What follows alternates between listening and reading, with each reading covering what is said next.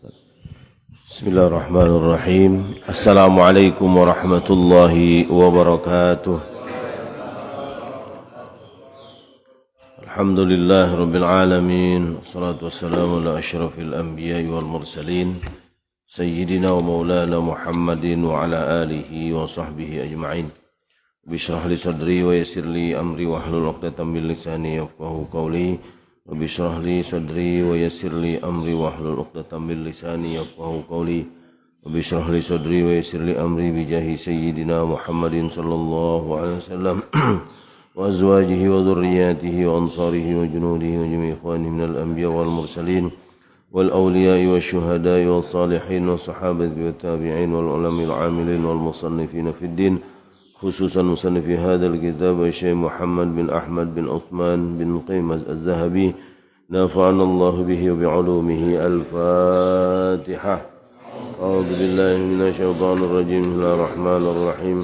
الحمد لله رب العالمين الرحمن الرحيم مالك يوم الدين إياك نعبد وإياك نستعين اهدنا الصراط المستقيم صراط الذين أنعمت عليهم غير المغضوب عليهم ولا الضالين آمين. Para jamaah sekalian, alhamdulillah, mari kita kembali memanjatkan puji syukur kehadirat Allah Subhanahu wa taala. Juga senantiasa kita bersalawat kehadiran baginda Rasulullah sallallahu alaihi wasallam. Saat ini kita masih di bulan Rabiul Awal, bulan di mana baginda Rasulullah sallallahu alaihi wasallam dilahirkan ke muka bumi ini di dunia untuk menjadi penerang, untuk menjadi pelita kehidupan dan menjadi contoh teladan dalam kehidupan kita. Karena itu patut kita bersyukur terus menerus atas dilahirkannya baginda Rasulullah sallallahu alaihi wasallam. Karena kelahiran beliau ini adalah anugerah bagi bumi, anugerah bagi umat manusia dan seluruh makhluk. Sehingga Allah sendiri mengatakan di dalam hadis kursi, laulaka ya Muhammad ma khalaqtul aflaq. Seandainya bukan karena engkau Muhammad, aku tidak akan ciptakan ini semua alam jagat raya.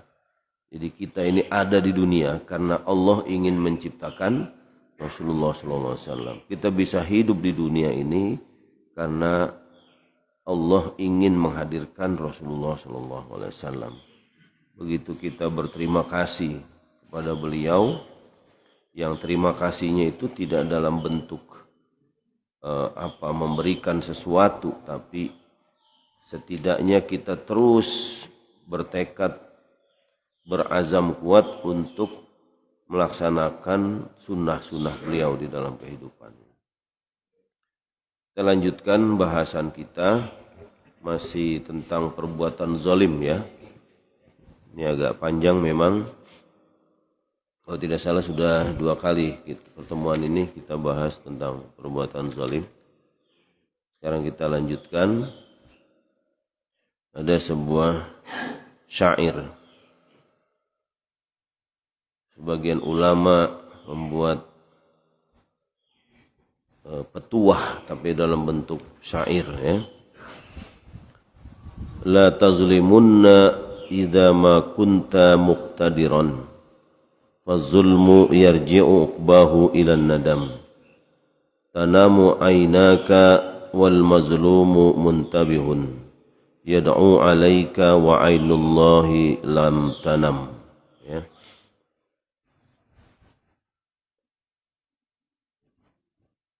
Jadi ini bukan hadis tapi adalah syair ya. Syair dari yang dibuat oleh ulama.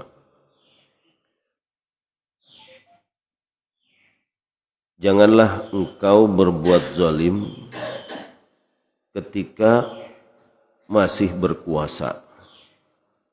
Fazulmu yarji'u uqbahu ilan nadam. Karena kezaliman itu akan kembali kepada pelakunya dalam bentuk penyesalan. Tanamu aynaka wal mazlumu muntabihun. Matamu tidur, tapi matanya orang yang zalim akan selalu terjaga. Yad'u 'alaika wa 'ainullahi lam tanam. Mereka berdoa kepada Allah sedangkan matanya Allah tidak akan pernah tidur. Apa artinya nih? Artinya kezaliman yang kita lakukan itu, seperti yang pernah saya sampaikan, itu akan kembali kepada kita. Kita berbuat salah sama orang, itu yang rugi kita sendiri. Cuman pada saat kita berbuat salah itu nggak terasa. Itu masalahnya. Jadi orang suka berbuat jahat, berbuat zalim itu, dia nggak merasa bahwa itu akan nimpa dirinya sendiri.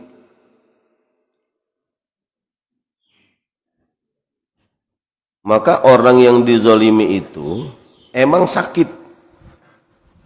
Karena sakitnya, dia doanya mustajab.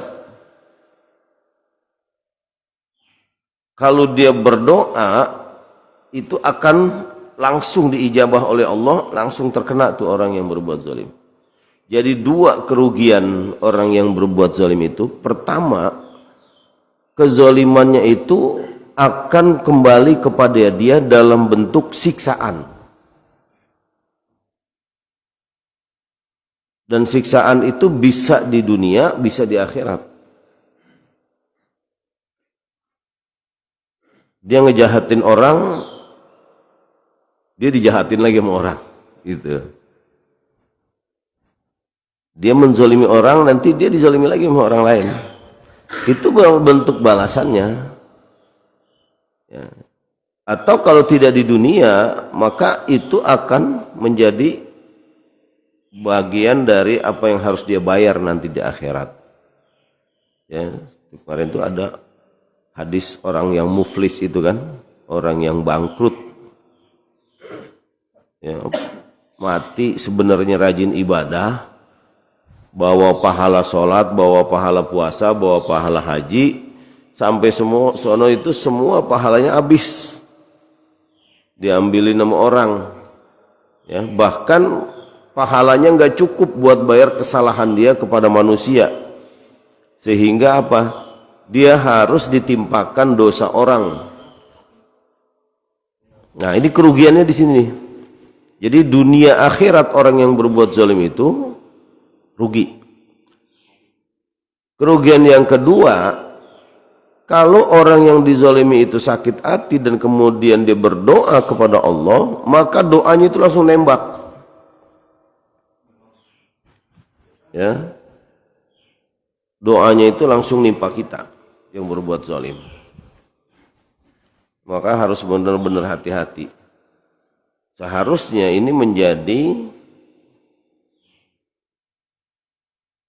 pelajaran buat orang-orang yang dizalimi, karena justru dia diuntungkan gitu. Ini zalim dalam bentuk apa aja ya? Disakitin, diambil haknya, dihina, diusir, lagi itu banyak bentuk-bentuknya itu, bentuk-bentuk kezalimannya dalam bentuk apa aja. Itu hakikatnya yang rugi adalah yang berbuat zalim, karena kerugiannya dua: Allah timpa dengan hukuman dari kezalimannya, Allah ijabah doa orang yang dizaliminya itu. Bahkan ada salawat yang Nabi yang biasa kita baca itu, wa asghilil zalimin, Allahumma salli ala Sayyidina Muhammad wa asghilil zalimina bizzalimin. Dan bikinlah sibuk, ini kan doa tuh, itu doa itu. Apalagi dibarengin dengan tawasul salawat. Dan bikin sibuklah orang zalim dengan orang zalim. Itu maksudnya itu. Bikin orang zalim dengan orang zalim itu sibuk berantem. Orang kalau lagi berkuasa, kezaliman itu berkelompok dia. Misalnya kekuatan nih, penguasa atau bos atau apa, itu kan dia nggak sendirian. Ada apa namanya, yang terkait.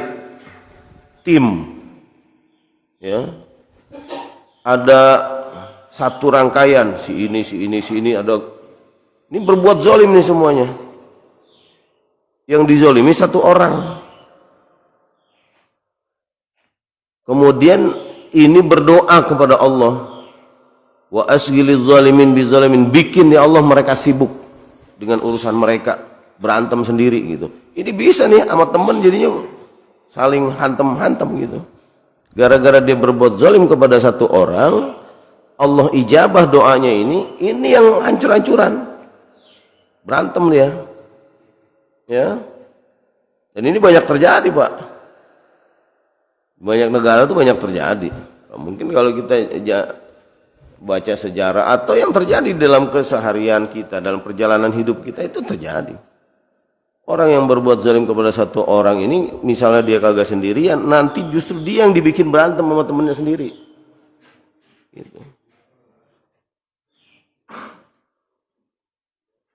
Allah punya ribuan cara untuk membalas sakit hatinya hamba-hamba yang dizalimi itu. Itu yang berbahaya itu.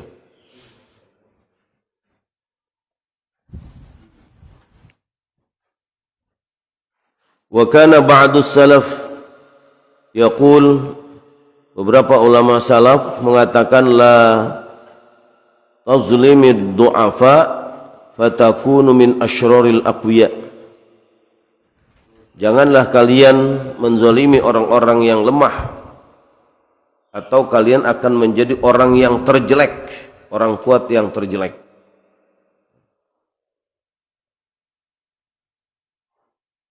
Di perbuatan zalim itu seburuk-buruknya perbuatan yang dilakukan oleh manusia. Maka orang yang melakukan itu ada capnya, asyraril aqwiya namanya. Ya.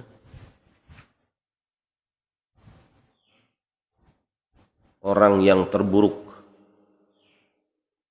penguasa yang terburuk, pemimpin yang terburuk, orang kuat yang terburuk gitu. Ada stempelnya tuh.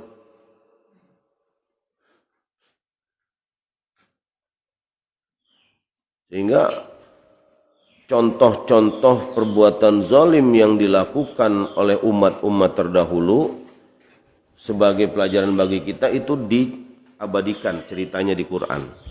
Lihat Fir'aun, Namrud, itu kan kezaliman yang dilakukan, yang mereka lakukan. Fir'aun apa kezalimannya? Menganiaya rakyat, anak laki lahir dibunuh, itu zalim tuh, ya, kezaliman yang luar biasa. Akhirnya apa? Allah bikin mereka ribut sendiri. Fir'aun akhirnya ribut dengan anak buahnya, dengan menteri-menterinya, dia ribut sendiri dan salah-salahan.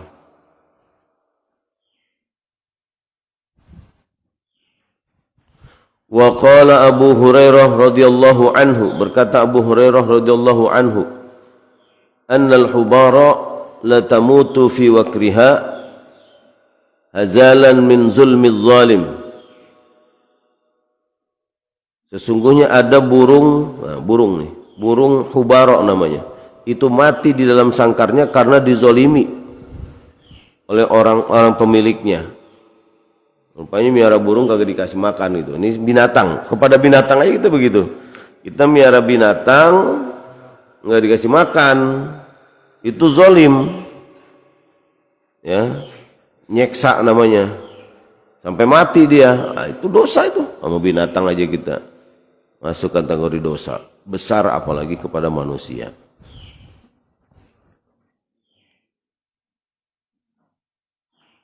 Wakila, dan dikatakan maktubun fit Taurah, tertulis di dalam kitab Taurat, yunadi munadin wara'al jasri, yakni as-sirat. Pada hari kiamat nanti ada panggilan dari belakang sirat, jembatan Siratal Mustaqim. Ya ma'syaral jababirah at-tughah, wahai orang-orang zalim yang sewenang-wenang, Wa ya ma'syaral muftrafin al-ashqiya, wahai orang-orang yang bertindak semaunya, orang-orang celaka yang bertindak semaunya. Innallaha yahlifu bi'izzatihi wa jalalih, sesungguhnya Allah bersumpah dengan keagungan dan kemuliaannya, alla yujawiza hadzal jasri al-yawma zalimun, bahwa tidak akan mampu melewati siratal mustaqim ini orang-orang yang zalim. Ya, jadi orang zalim itu tidak akan mampu lewat nanti di siratal mustaqim. Ini udah ancamannya nih. Ya. Ancamannya bagi orang yang zalim.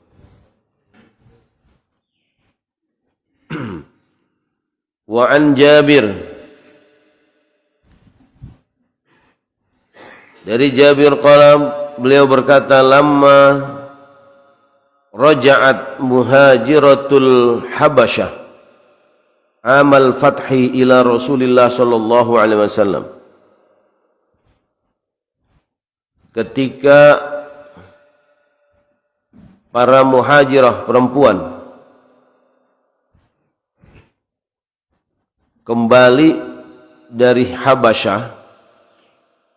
Habasyah itu negeri Syam, ya. Jadi Nabi pernah hijrah ke sana.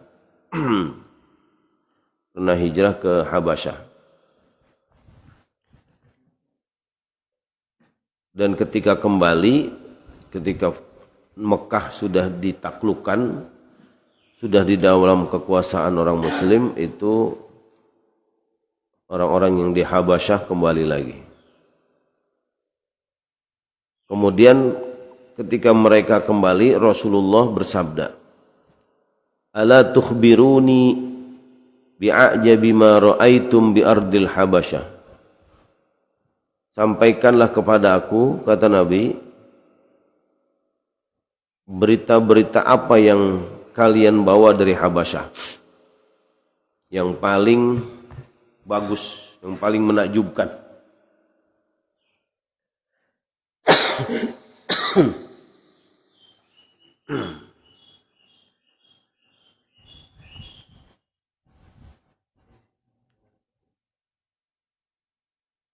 Faqala fityatun kanu minhum, kemudian ada anak muda yang menjawab pertanyaan Nabi itu. Bala ya Rasulullah, baik ya Rasulullah, saya akan menceritakan sesuatu yang saya lihat di Habasyah. Bainama nahnu yawman julusun idh marrat bina ajuzun min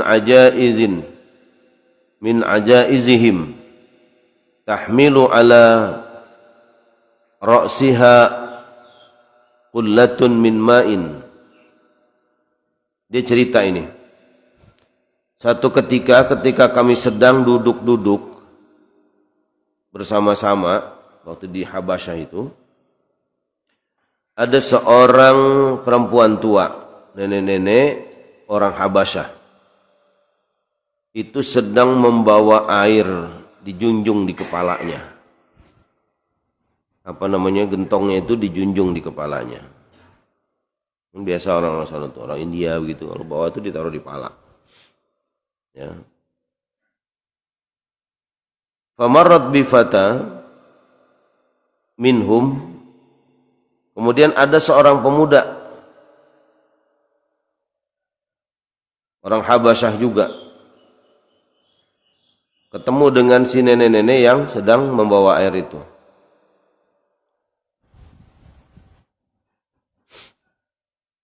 Faja'ala ihda yadayhi baina katifaiha thumma dafa'aha fakharratil mar'atu ala rukbataiha. Kemudian ini anak muda jahat, dia letakkan tangannya di punggung ibu-ibu yang bawa air itu, terus dijorogin. Orang lagi bawa air, kepalanya jorogin.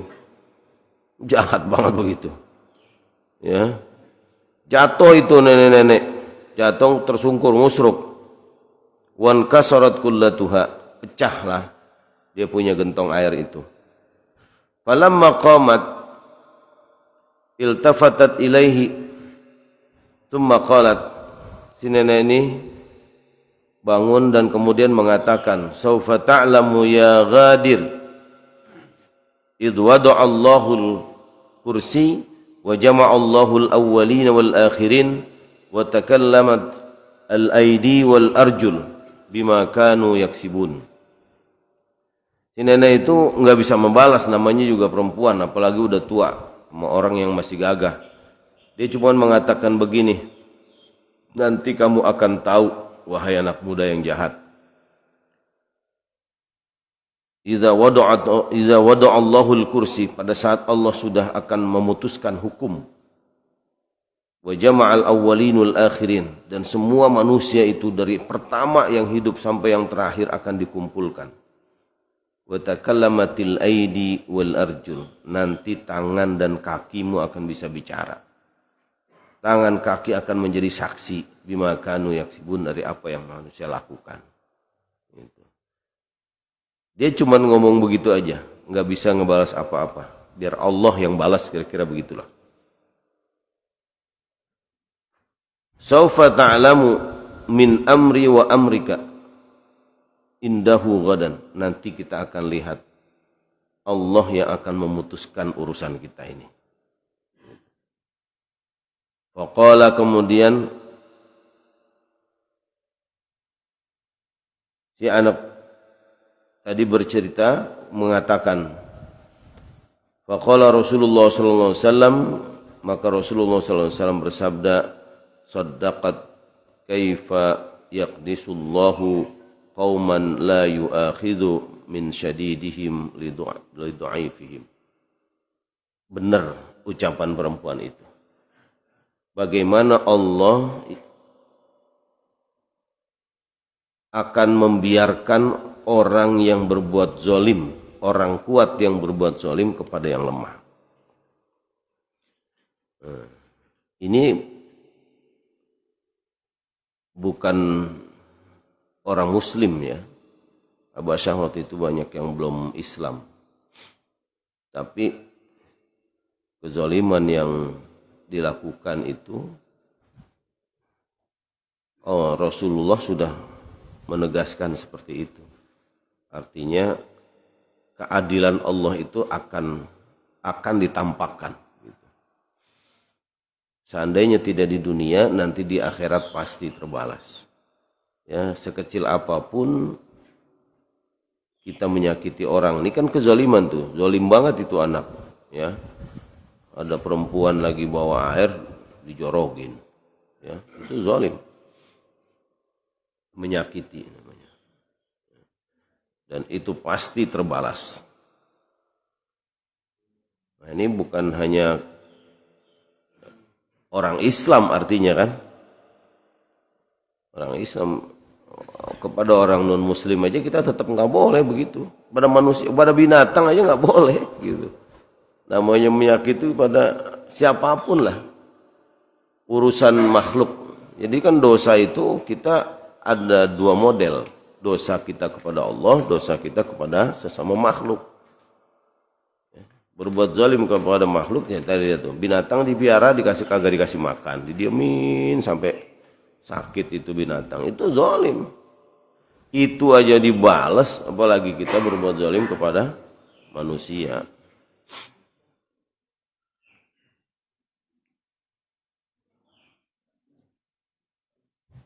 Wa ruya 'anin Nabi sallallahu alaihi wasallam annahu qala, dan diriwayatkan dari Nabi sallallahu alaihi wasallam bahwasanya beliau bersabda,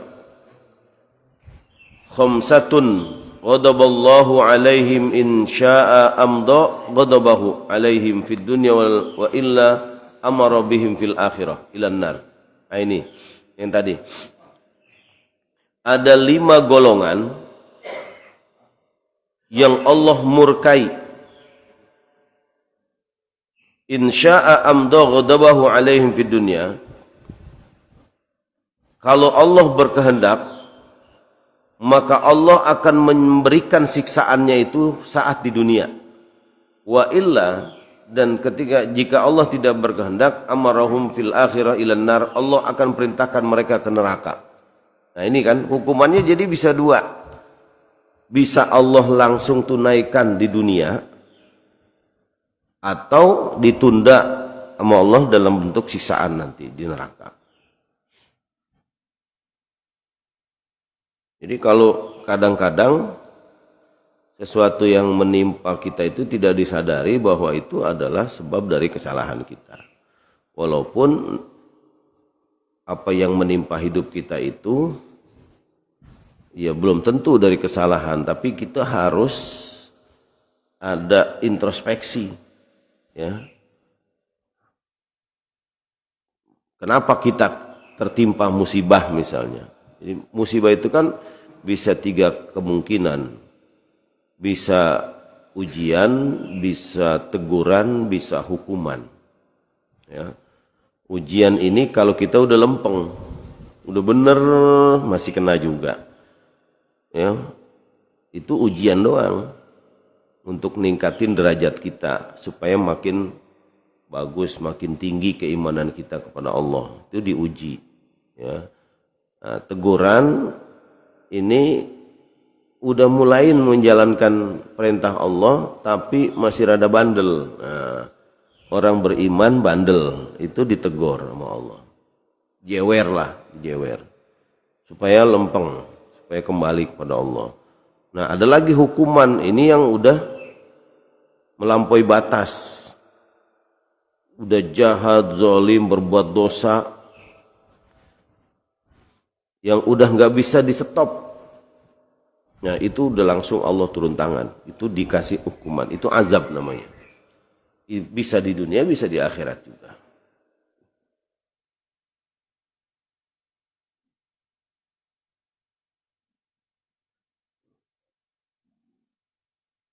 Ya, ada 5 orang tuh kata Nabi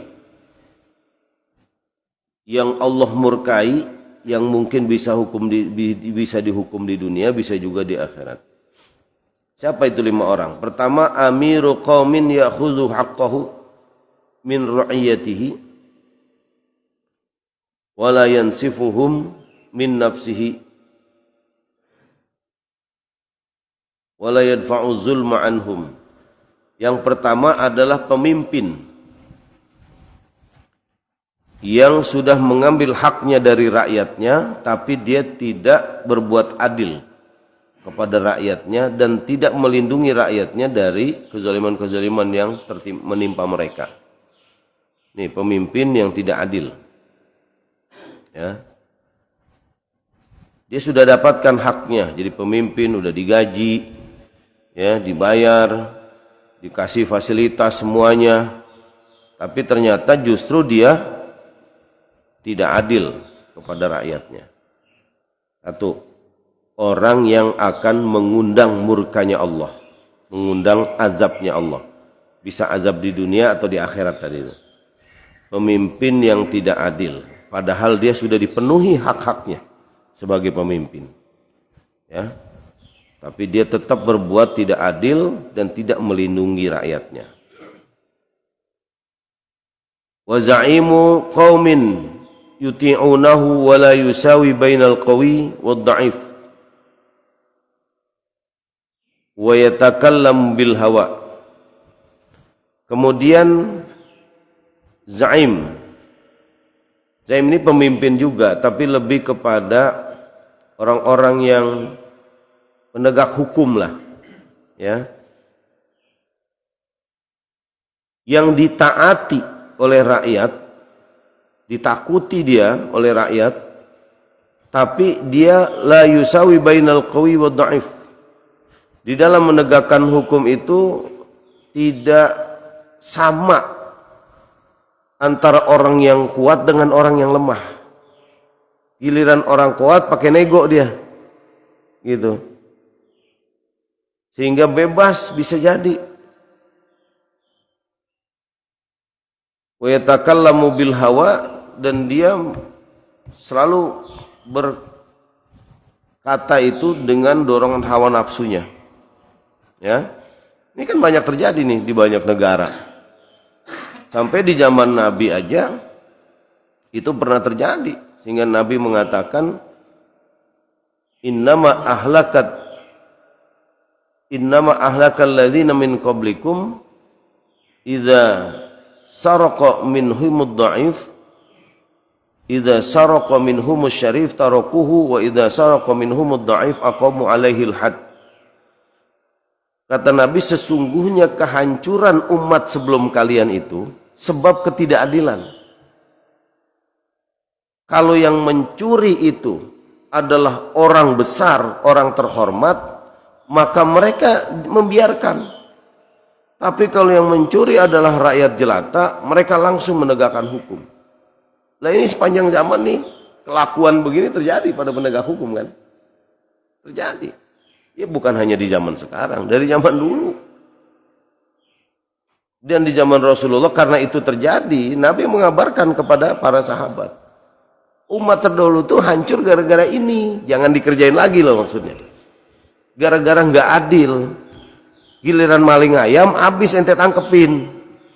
Ya kan? Tapi koruptor, anteng-anteng aja. Nah itu bahaya gitu. Bahaya. Giliran orang-orang yang punya kekuatan itu berbuat jahat, nggak bisa, nggak berani.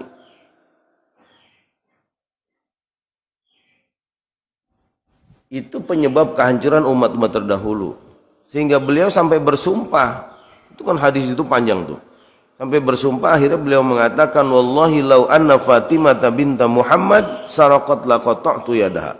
Seandainya anakku sendiri Fatimah yang mencuri, aku pasti potong tangannya demi keadilan. Anak sendiri akan Nabi tindak. Nabi mencontohkan begitu luar biasanya. Kenapa? Supaya orang itu tidak melakukan kezaliman. Siapapun, Nabi mengatakan, termasuk diri saya sendiri. Gitu kan istilahnya begitu tuh. Kalau anak saya yang mencuri, saya potong. Saking bahayanya itu perbuatan. Dan itu menyebabkan kehancuran umat-umat terdahulu. Di mana saja bangsa yang tidak adil memperlakukan hukum, menegakkan hukumnya, itu bahaya. Ya. Kezaliman bisa merajalela itu. Tuh pertama, orang penegak hukum yang tidak adil. Wa yatakallamu bil hawa, kalau ngomong pakai hawa nafsu. Apa maksudnya itu? Rekayasa gitu kan? Bikin cerita baru. Kronologisnya. Karena didorong emang pengen apa? Ya pengen selamat, ya. Jadi kadang-kadang kagak nyambung, ya kan? Ini yang terjadi nih, kasus-kasus yang sekarang nih kan. Anak buah dituduh pelecehan seksual sama istrinya bos. Mana mungkin secara logika juga bakalan berani. Apalagi masih muda ganteng. Bisa-bisa yang sebaliknya kan, kayak Nabi Yusuf. Malah yang perempuan yang nguber-nguber. Bikinlah cerita-cerita yang akhirnya untuk menyelamatkan diri. Ya itu semua didorong oleh hawa nafsu. Wa rajulun la ya'muru ahlahu wa waladahu. Bukan. Wa za'im. Ya, yang ketiga wa rajulun la ya'muru ahlahu wa waladahu bi ta'atillah wa la yu'allimuhum amra dinihim. Yang ketiga, yang akan mengundang murkanya Allah, orang tua, nah itu nih orang tua nih, yang tidak memerintahkan kepada keluarga dan anak-anaknya untuk taat kepada Allah. Wah, jangan anteng-anteng aja. Ya kan? Wala yu'allimuhum, dan tidak mengajarkan kepada mereka amra dinihim, urusan agamanya. Jadi kalau kita udah rajin ibadah, anak kita diemin aja, ya, sholat kagak, ngaji kagak, kita antepin aja di rumah, itu mau justru kita mengundang murkanya Allah dalam keluarga kita. Ya, belum cukup orang tuanya doang yang taat, belum cukup. Kita masih punya kewajiban untuk mengajarkan, mengarahkan, memerintahkan kepada anak keluarga kita supaya juga taat kepada Allah. Kalau enggak, mengundang murkanya Allah. Ya. Kan sayang-sayang jadinya. Ketaatan seorang bapak itu belum mampu memikul anaknya yang tidak ibadah. Enggak sanggup kita. Itu masih di bawah kewajiban kita untuk memerintahkan kepada anak-anak kita. Ya. Kalau udah diperintahkan terus nggak ngejalanin, itu urusan dia kepada Allah. Yang penting kita jalankan itu. Paling nggak kita ingetin, ya, buat sholat, ya, jangan berbuat maksiat. Paling nggak begitu, nggak apa-apa dibilang cerewet kek. Ya emang kewajiban orang tua. Sebab kalau kita diamin aja kita jadi salah. Justru nanti ada anak yang bisa nyeret orang tuanya ke neraka yang taat kepada Allah karena sebab dia nggak pernah dikasih tahu di dunia. Ya, ya Allah saya begini kan bukan karena saya, karena bapak saya dulu. Saya berbuat jahat, saya berbuat dosa di mana-mana, itu karena bapak saya diamin aja. Saya nggak pernah tuh dibilangin, saya nggak pernah ditegur, saya nggak pernah disuruh ibadah. Dari kecil dia diamin saya. Sehingga saya hidup liar begini tanpa terarah karena orang tua saya nggak pernah ngedidik saya. Maka saya nggak mau dimasukin neraka sendiri. Kalau saya masuk neraka, orang tua saya masuk neraka. Gitu. Itu berat, ya. Nyembet akhirnya. Nah, kita yang udah taat justru ke bawah. Dan bisa jadi dalam kehidupan dunia ini mengundang murkanya Allah. Kita itu kalau dimarahin sama Allah, hidup kita kagak enak. Nggak enak, rungsep dah. Ya, apa aja kita jalanin kagak enak. Kagak punya duit bingung, punya duit salah jalan, gitu. Kagak ada yang benar hidup kita.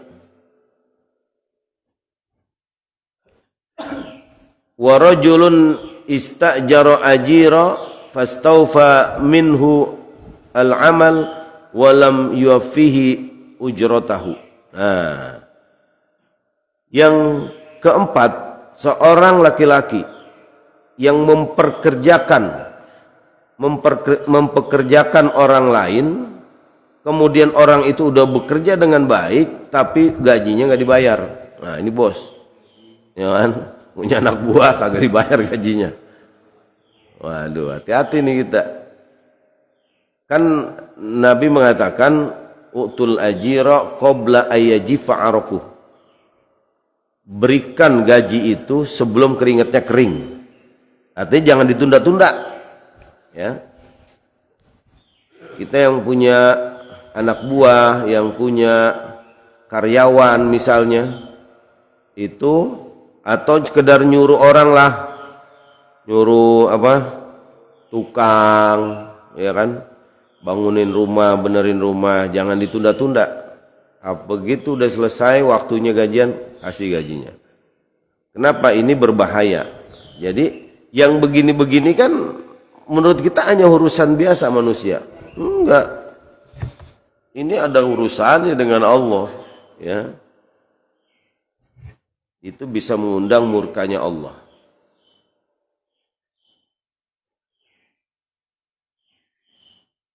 Dan yang kelima terakhir, warajulun zalama imra'ata sadaqihi.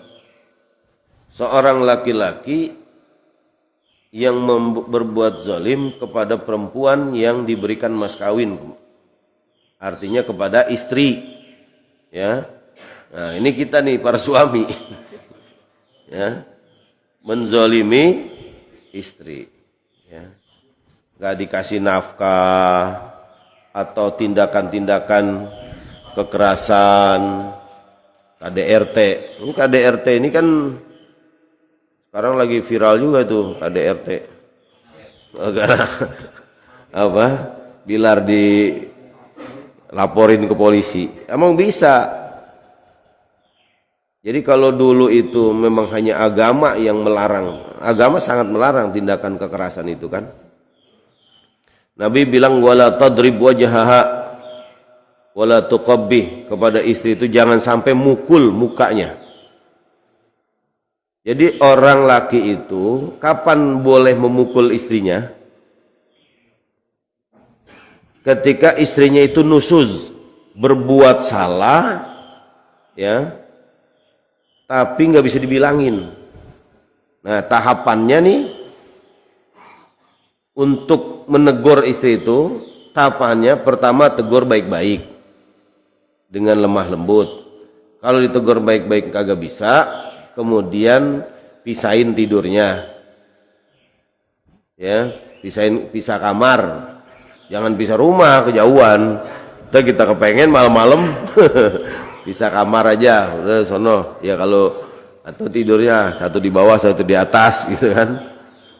Nah, itu tahapannya begitu tuh kalau menegur kesalahan, ya. Tegur baik-baik, kalau kagak bisa pisahin tidurnya. Nggak bisa juga panggil orang tuanya gitu, ya. Kemudian kagak bisa juga boleh dipukul, nah, pada bagian wadribuhunna, ya, boleh dipukul tapi pada bagian yang tidak membahayakan gitu. Jadi ada stepnya, ya kan. Udah tegur masih bandel juga, ya kan, pisahin tidur masih bandel juga, panggil orang tuanya masih bandel juga, udah boleh, hukumannya boleh. Tapi kalau tidak berbuat salah kemudian kita pukul, nah itu namanya zalim, ya. Dan itu mengundang murkanya Allah Subhanahu wa taala, ya. Dia udah nggak berdaya, perempuan udah teraniaya, udah diberdoa kepada Allah, nyungsep kita udah, ya kan. Itu bahayanya, ya. Nah, itu beberapa hal, ya, yang harus membuat kita memang semakin hati-hati, ya. Hidup ini memang hati-hati. Jadi berbuat salah itu bukan hanya kepada Allah, kepada siapapun, pada makhluk ini, bahkan kepada makhluk lain selain manusia, pada alam ini, itu juga akan mengundang murkanya Allah. Nauzubillah min dzalik. Cukup ya. Mudah-mudahan manfaat. Mari kita berdoa kepada Allah. Semoga Allah terus pelihara diri kita dari perbuatan-perbuatan salah yang akan menyebabkan datangnya musibah atau siksaan dari Allah Subhanahu wa taala. Astaghfirullahaladzim, lakal hamdu ya karim ya maulana ya ma'bud. Bismillahirrahmanirrahim. Alhamdulillahirabbil alamin. Dan ya fi ni'amahu wa yukafi'u mazidah. Ya Rabbana lakal hamdu wa lakal syukru kama yanbaghi li jalalikal karim wa 'azimi sultanik. Allahumma salli ala sayyidina Muhammad wa ala ali sayyidina Muhammad. Allahumma anfa'na bima 'allamtana wa 'allimna 'uluman tanfa'una. Allahumma inna nas'aluka 'ilman nafi'a wa rizqan halalan thayyiban wa akhlaqan kariman rafi'a wa umran tayyiban mubarakan nafi'a wa amalan mutaqabbalan bi rahmatika ya arhamar rahimin. Rabbana zalamna anfusana wa illam taghfir lana wa tarhamna lanakunanna minal khasirin. Rabbana atina fid dunya hasanah wa fil akhirati hasanah wa qina adzaban nar. Subhanakallahumma wa bihamdika asyhadu an la ilaha illa anta astaghfiruka wa atubu ilaik. Sallallahu alaihi wasallam Muhammadin wa ala alihi wa sahbihi wasallam. Walhamdulillahirabbil alamin. Wassalamualaikum warahmatullahi wabarakatuh. يا ربنا اعترفنا بأننا أقترفنا وأنا